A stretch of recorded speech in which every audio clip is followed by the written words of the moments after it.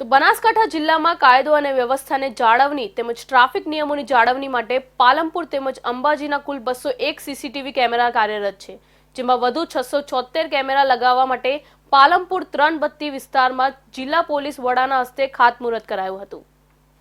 સરકાર દ્વારા નેત્રમ અંતર્ગત તમામ જિલ્લાઓમાં પોલીસની નિગરાની માટે સીસીટીવી કેમેરા લગાવવામાં આવી રહ્યા છે, જેમાં અગાઉ પાલનપુરમાં 18 જગ્યા પર કુલ 147 તેમજ અંબાજીમાં 9 જગ્યા પર 54 એમ કુલ 27 જગ્યા પર 201 સીસીટીવી કેમેરા લગાવવામાં આવ્યા છે।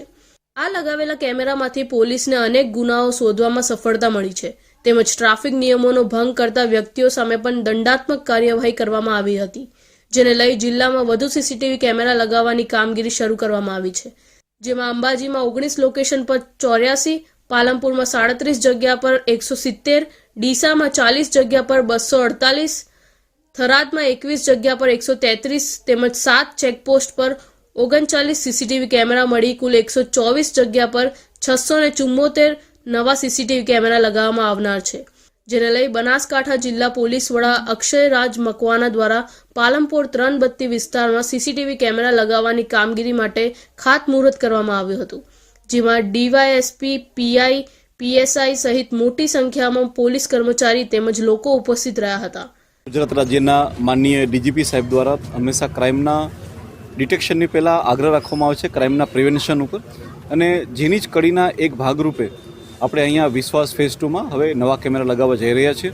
હું સર્વ મીડિયા કર્મીઓને જણાવવા માંગીશ કે અત્યાર સુધી આપણા બનાસકાંઠા જિલ્લામાં અંબાજી અને પાલનપુરમાં 201 જેટલા કેમેરા હતા, કે જેની સંખ્યા હવે વિશ્વાસ ફેઝ 2ની અંદર વધારી અને કુલ મળીને 875 જેટલા કેમેરા આપણે હવે લગાવવા જઈ રહ્યા છીએ। વિશ્વાસ ફેઝ 2ની અંદર બીજા 674 કેમેરા લગાવવાના છે। નાગરિકોની સુરક્ષા માટે પોલીસ વિભાગને સીસીટીવી નેટવર્કથી સુસજ્જ કરવાના સરકારના પ્રયાસથી હાલ જાહેરમાં બનતા ગુનાઓમાં ડિટેક્શનમાં નોંધપાત્ર વધારો થયો છે,